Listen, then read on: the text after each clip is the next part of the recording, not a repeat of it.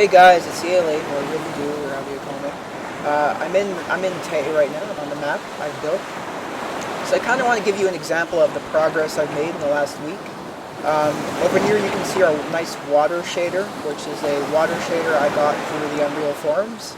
It is a something ocean shader. I don't know the exact term. Ultimate ocean shader. It has Gershner waves, all sorts of naturalistic wave movements, wave using math. It's wave physics using math. We have a day-night cycle. We have weather system to some extent with changing cloud density.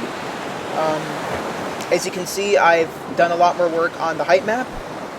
We have some erosion going on over here, and if I just walk over, well, it's going to take a long while to walk. There's the palace, the Queen's Palace up there, which is this rock spire jutting out of the water. Right now we're in the Aline Basin, which is sort of the central, fertile, populated area of Tay. Just see here, we have some sounds, we have water sounds. So yeah, I'm just going to fly up here.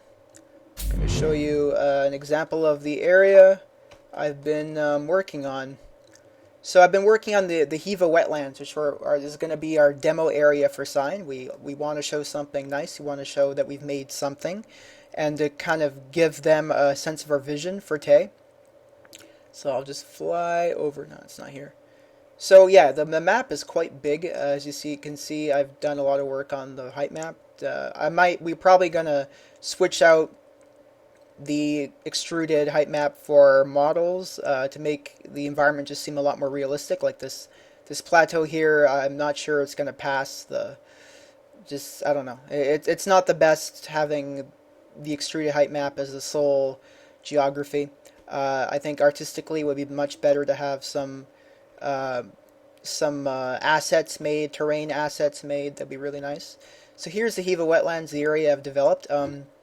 There was a lot of lag earlier today when I recorded the previous video.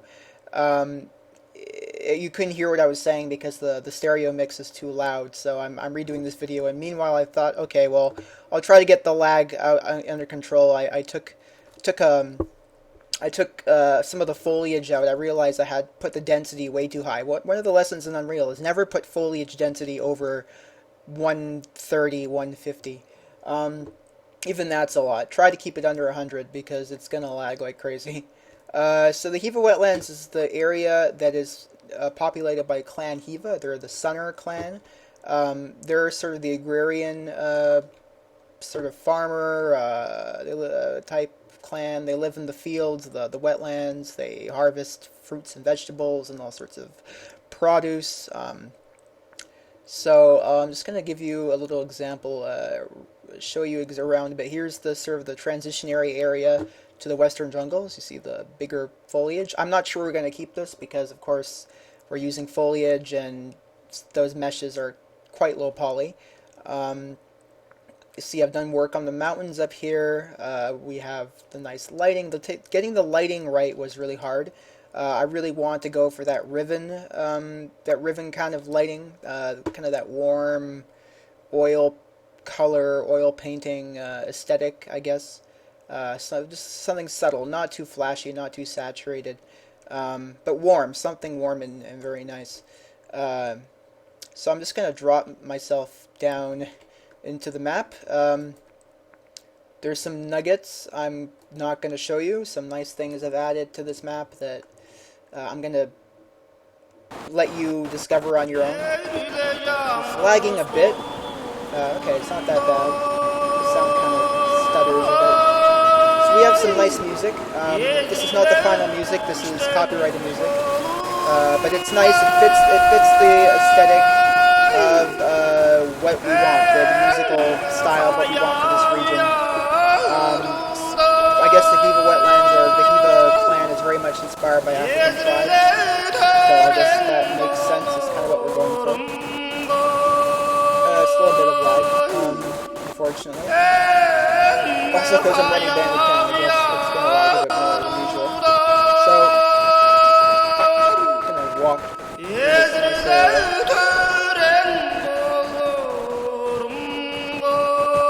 walking speed is not that strong, mostly because I think this is a big open world map. I don't want people to be able to walk right through this map as quickly as they can. I don't really want a running feature. I mean, maybe that would be nice, but it could be nice, but it could be too fast. I don't want people to just run right through the map because there is no conflict in there's no combat mechanic necessarily in this game. So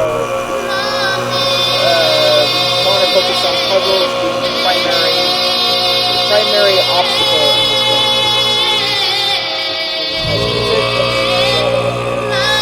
We have an underwater feature that when you go underwater, so you can see bluish tint, get a blur effect. Very nice.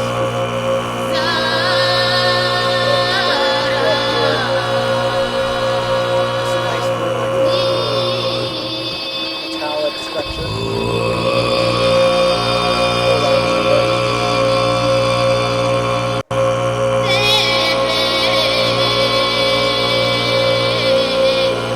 Still have to build the lighting. I think that'll make it a bit It's a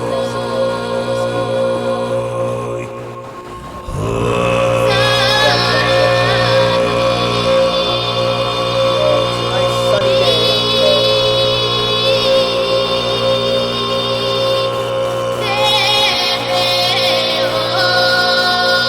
there in the distance of the mountains, it's an African origin.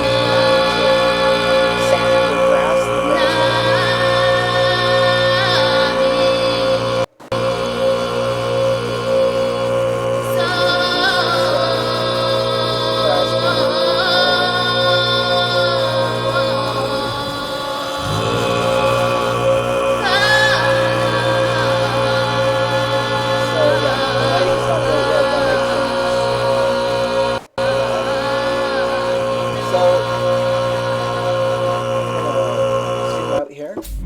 and show you the basic area. So this is the entire Hiva Wetlands. Over here we have this is where Tacoma is going to be one of the villages. An adobe village, sort of like the Rivenese villages. Over here is the grasslands. It's the grasslands pass that leads to the steam marshes. Which is a really nice area. This over here is the steam marshes, which I started working on already. Yeah, and over here is the Sacred Valley, and you're going to see a very special surprise, Riven fans. I might make this bigger though. This doesn't seem big enough, but whatever. Here we go. Here is where the hive is. Definitely going to make this bigger. And I put a little chest here as a symbolize where it's going to go. So I'll just show you around the map. I've done a lot of work on getting the terrain a lot nicer, a lot more jagged, and with a lot more erosion. Although I'm not really comfortable with the way it is. I mean, I think we should strive to get assets. I don't know many. I think most game companies rely on assets. Mountain rock formations as opposed to just using the extruded map. Over here we're approaching the Wild East, which is sort of a kind of rocky highland, although it's not that high, it's mostly just rocky. Where the Easterners, the Gapoto Easterners, live. There are a various amount of warring factions, warring clans, smaller clans. Over here are the Ashlands. I'll just show you up ahead. Now the Ashlands are a little more rocky than I expected, but just approach here. So the Ashlands are where Mount Gen is. Now there's Mount Gen right there, which is an important story component. There'll be an important story factor involving that. I'm going to try to avoid just going all out lava, not trying to do Mustafar here. So I'm going to go over here.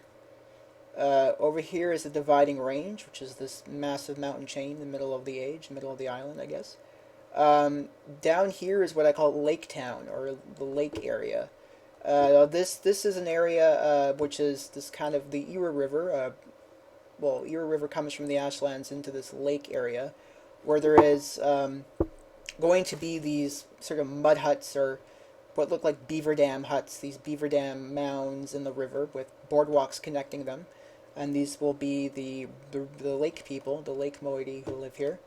Um, Now, down here is the Wild East, which is where the Capoto gourds are going to be, the giant pumpkins, and the eastern villagers. Here is the Riverlands along the Era River and these other various rivers. This is a very forested region. It's going to be home to a lot of tall-ish jungle trees, like the kind you would see on Riven. Uh, I'm expecting it to be sort of more, just one of the prettier areas, more fertile, but there's going to be a lot of homes, structures built into the trees, built into the bases of trees. Now over here we're approaching the Stripper Coast. Here's a kind of a peninsula island stretching out where the rivers start. The Stripper Coast is very sandy and rocky. There's a mountain range here, but it's not the tallest. It's more kind of rocky and craggy and dusty and sandy. There's going to be a lot of shipwrecks along the coast, obviously, which are going to be symbolic of another civilization living somewhere on the age. So, one thing I wanted to do when I wrote the story for Tay was I wanted there to be, I wanted to bring up the idea that what happens when you import an entire civilization to another world?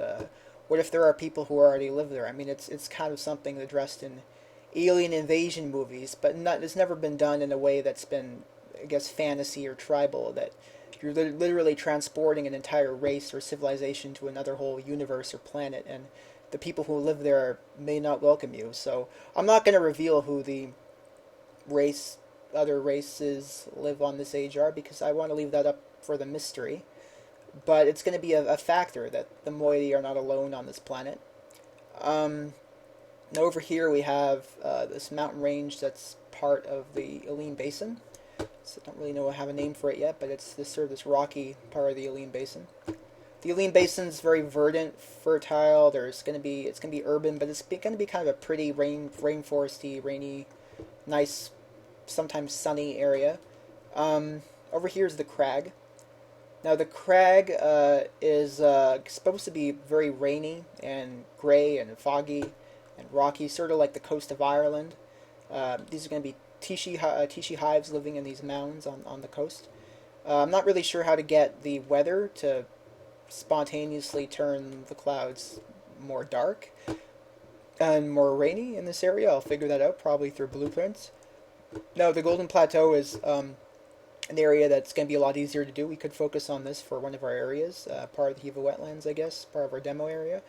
Sort of very flat. There's going to be a lot of sort of grassy shrubs, but it's mostly arid.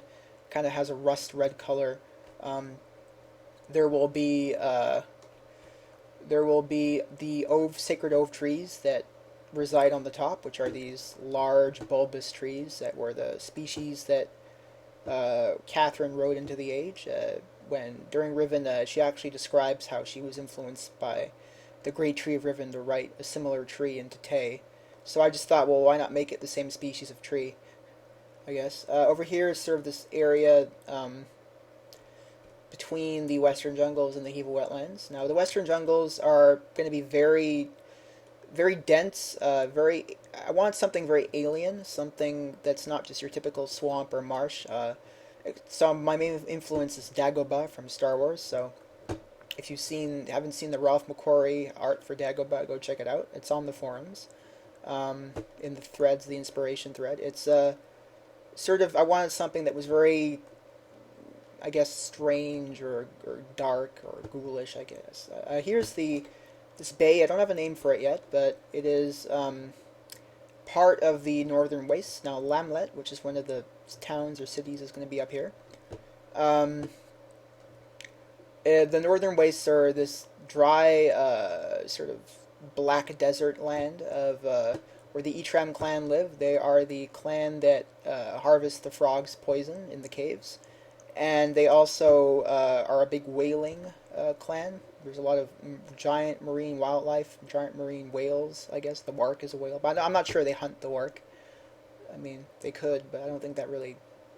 I'll have to think about that.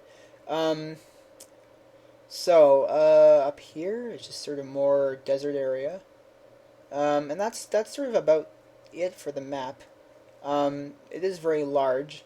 The scale is quite large. I didn't want this to be Skyrim light. I didn't want this to just feel like, you could walk across the map or run across the map in a half an hour or an hour. I want it to be a whole experience. Now, one thing I think is important is in a Myst game, there normally isn't an obstacle. There normally isn't some stuff like combat or enemies every 5 minutes, which I think, I find that really awful when there's enemies every 5 minutes. Not because I have anything morally against violence, in a game.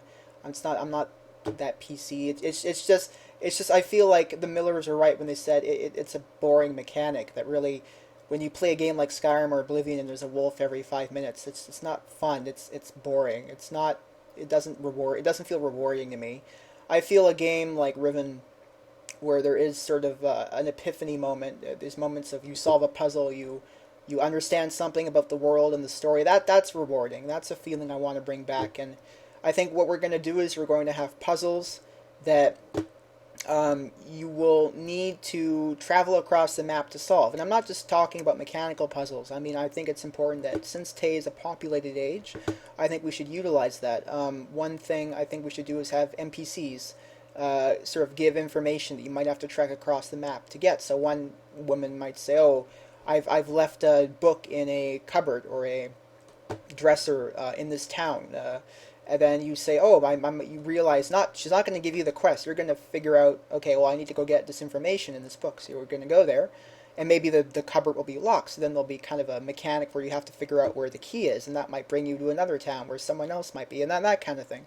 So we're not going to have, a valve on one end of this continent affecting something on the other end. That wouldn't make sense.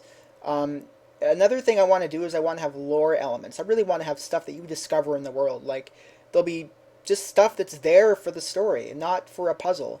I want to leave, chests with journals or information in it. Just stuff you'd find that would feel rewarding. So to not make the map seem so bland, or because there won't be combat, so you have to have something else another kind of weenie to attract people to explore. Now, I don't want to just settle for 3 or 4 journals. I think we're going to have tons of journals, and they won't just be there for puzzle puzzle information, how to solve something. They'll be there just because people in the story wrote it, and you'll reveal more about the story. And I think Myst is primarily a narrative story game as opposed to a puzzle game. I mean, the puzzles are there for gameplay reasons, but why do people play the puzzles? Because they reveal stuff about the story. Now, I think kind of an instance where I don't think it worked as well was in Myst 4, where I felt the puzzles were very linear, I felt like I couldn't advance in the age, especially Spire, because I hadn't solved a puzzle, and I don't want to do that. I want to have it so the puzzles feel spread out, so you feel like, well, you have this big map to explore, but there's going to be pockets which will be hidden, like not the wildies, the Sacred Valley is going to have a giant gate right here. I'm planning to have a gate, and there'll be a puzzle about opening up that gate. So you're going to have to get some kind of key or pass or talk to an NPC and manage to get in there, where you'll see the hive, and that will be something that will be revealed during the game, so you won't feel like you've seen literally everything.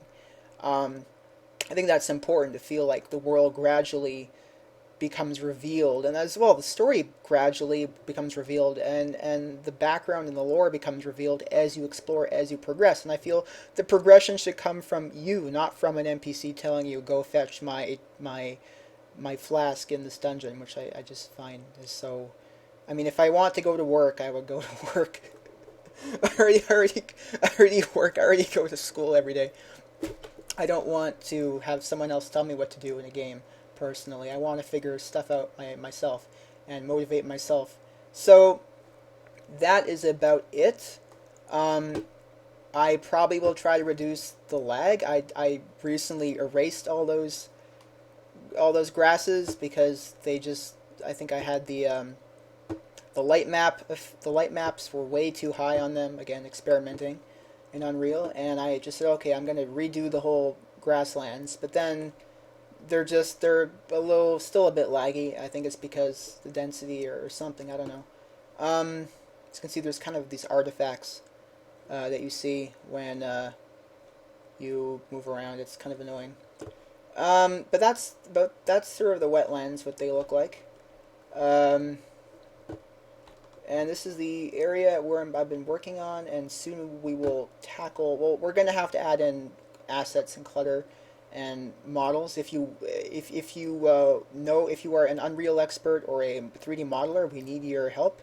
Um, Chris Spencer is going to be doing some modeling as well, but we need people to build the world up, to create assets. And I don't want all the. I think we should reuse assets, but I want to have unique towns, unique environments, so it doesn't feel just repetitive. Um, Now, a lot of this is based off of sort of the general idea I have in my mind for the age, the inspiration threads, of course. Um, yeah, we just need art. We need people. We're building this first, sort of demo this out, and we're probably going to get more people once we talk to Cyan. I'm guessing once we sort of get better known. Yeah, so if you are a artist, please contact us. Please join the forums. And I don't want this. I'd rather have a core team of people. Hopefully, it won't be like two or three. It'd be more like a little bit more than that. Like I'm guessing maybe 10. You know, maybe 10 would be nice. And even more. I mean, I think that's better than just having anyone do anything at any point and sort of letting and then having to deal with stuff that's not so great. I think I would like to approve said artists and say, okay, well, you know, you're obviously awesome. You can work on this project. So trying to avoid the anything goes approach to game making, as I've seen happen before in big fan projects. So yeah, I guess that's about it. Um, I will definitely try to work on the lag. But this is what I've made. So see you guys later. Bye.